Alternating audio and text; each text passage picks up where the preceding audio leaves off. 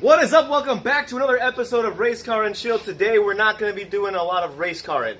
I'm fixing my Prius. Long story short, the AC was weak. I started diagnosing the electronics, and long story, we get to the point where my radiator fan was broken. It was basically, let me find the old one. Here's the old one. As you can see, it's missing the mounting points where that fan was had totally sheared off, so the fan was just floating around in the shroud and totally burnt up. So I basically did a little bit of research, about an hour's worth. Figured my best option is going to be a used junkyard unit. So yesterday I went to the junkyard, and unfortunately I didn't film anything because I was trying to get it in and out of there in a hurry. And I pulled another new shroud plus 2 fans. So today we're going to drop that into my car and hopefully get the AC going. So I did a little bit of research, and I found out that there is not really any videos about this, and I wasn't really planning on making a video, but I figure why not, since there's no other videos. I looked at my dad's second generation Prius, and the cooling fan system looks very similar, so this should help you get your cooling fans off, even if you don't have a first generation Prius but have a second or third gen. So here we go, let's do it. First off, I apologize about the poor lighting. I'm in my garage. I got the door closed since I got my AC unit going, so I need to get some proper shop lights, but this is what we're working with. So first thing you're going to want to do is to remove this center support here. It's got two 10 mils, I believe. They're either 10 or 12. Actually, it's got one on here and one on the side right here. So yeah, one on each side, and then there was this plastic connector here was sticking out through this hole. So you'd have to squeeze it with a pair of pliers as you push it through this hole to get it out. And then in the middle here, the hood latch, there was one bolt here on this side. Let it focus. There you go. One bolt here on this side, one bolt here on this side. And then once you get that off, you'll have to get another bolt off here. And at that point, you will be able to take out your whole assembly. I obviously unplugged the horn so I could do so. Now, this may not be necessary to take it off, but it gives me more room so I can see what I'm doing here. But the next step you're going to want to do after that is to disconnect the electric fans. They obviously sit right here, typically, but let me see if I can change the lighting. That's as best as it's going to get. So they sit right here, but this hose, the electrical connectors are right under where this radiator hose goes to, so I couldn't get to them, so what I did next was I took the radiator hoses off. So one on this side and one on this side. They just have those clamps. You just pinch them together and pull them back. There's not a lot of room in here at all, so it's going to be difficult. It will fight you, and coolant will go everywhere, so kind of be prepared for that. Alright, so hopefully this gives you guys a little bit more light. I was able to rig up a shop light using a piece of wire to the hood of the car. So yeah, as you can see, not a whole lot of room in here, even with the fan out, and we actually have to put another fan in, and basically all these hoses, the clearances are very tight, so this was a big pain in the ass. I really didn't expect it to be so difficult, so that's why I'm going to show you guys kind of how I did it. Okay, so I grabbed my old fan to show you guys kind of how this is attached to the radiator and condenser unit itself. One thing that was surprising to me, because I'm don't know much about these Priuses, other than I know very little about these Priuses, but the radiator and condenser are one piece. It's like one solid radiator, which is really interesting since the radiator is so small.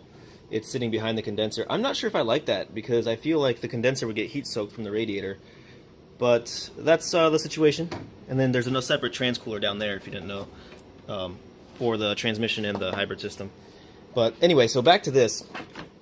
If you can see this hook right here, down at the bottom. So that hook, this slides into it on the bottom of the fans, as you can see this. So it's, I mean, even as you can see, it's such a tight fit. I'm not going to put it back in there just to take it out because this is the old unit. But it has to basically be up against the radiator as close as it can as you slide it down.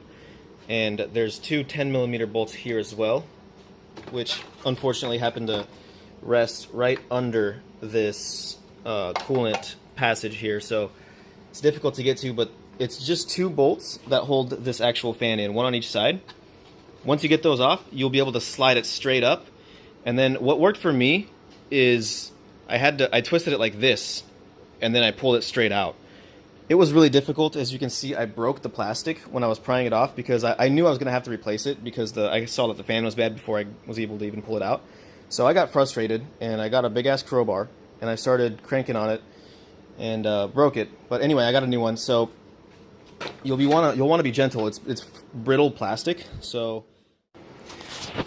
Okay, so I realized the main reason I got frustrated on my old shroud, this is the new one, obviously, it's not broken here. The main reason I got frustrated was because of these electrical connectors. I scraped and bruised my knuckles real good, and I was just getting real frustrated.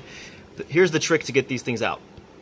Let this focus. Here we go. So, obviously, this goes here. This is what the assembly looks like on the bottom. So the trick to get it out of the housing here, so you can pull it up and like work with it where it's convenient for you, is you grab a flathead.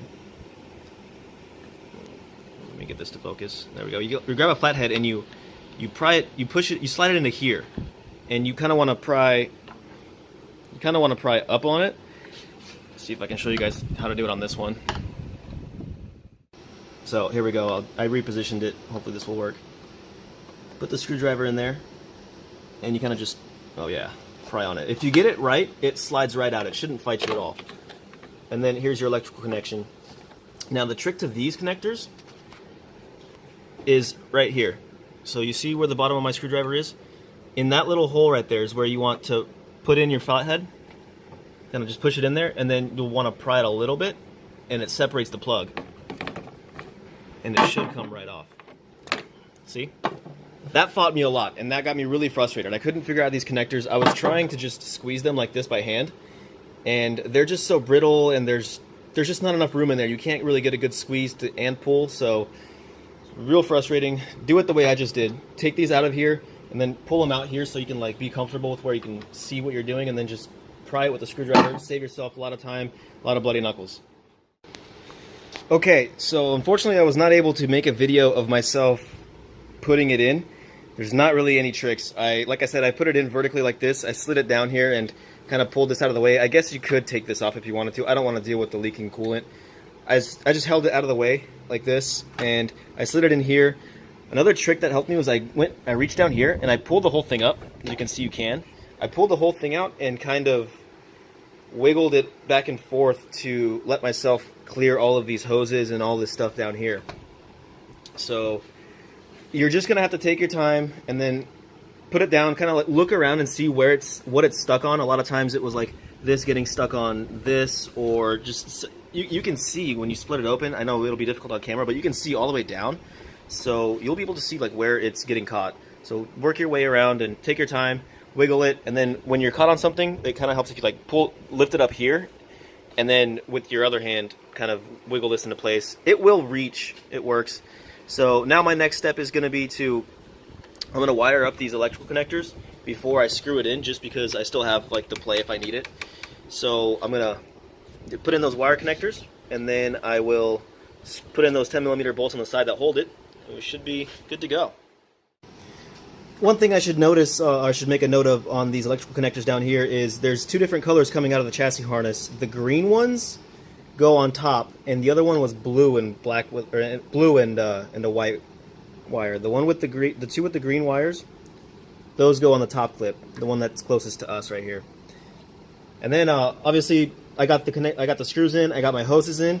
I'm gonna top off the coolant because I had some leak out obviously when I took the radiator hoses off. I'm using distilled water. I'm not going to use use coolant just because I'm in Arizona. I don't need a 50-50 mixture. I can get away with a little bit less, and I don't want to run to the store just to grab some coolant, because this uses Toyota red coolant, which you can't really find at part stores that often. So I'm going to fill her up with some water, start her up, and just make sure the fans work before I put the rest of it together. Alright, I got her all started up. AC's blowing nice and cold. Condenser's getting hot, but you can feel the air moving. And you can't really hear the fans much, but you can definitely see them if you get into the right angle. Fans are good to go. I let it heat cycle, and I let it get hot enough to where it can shut the engine off, and it's not overheating. So we're good to go. I'm going to go ahead and put this cross member back on, and we should be done. Alright, there we go. We got it all buttoned up. Clearly, I need to clean it up a little bit since I got greasy fingerprints all over it. But a couple things I forgot to mention is you'll need to take off these brackets here. They're 12mm bolts. This one's got 2 bolts on the inside, like this. And yeah, these 2 bolts as well. But this is pretty straightforward on how it comes out. take that out of your way. And I'm not even positive you need to take it out of the way. I just figured it would give me more room, so I did. You may be able to get away with leaving it in there. But there we have it. Got the cooling fans all done. AC blows nice and cold at idle. Before, my previous symptoms were only getting cold on the freeway, obviously with more airflow. But at the red lights and stuff, it would just totally get hot, and it's miserable out here. It's 100 degrees out in Arizona, so we gotta have air conditioning. Thanks for watching, guys. We'll see you on the next video.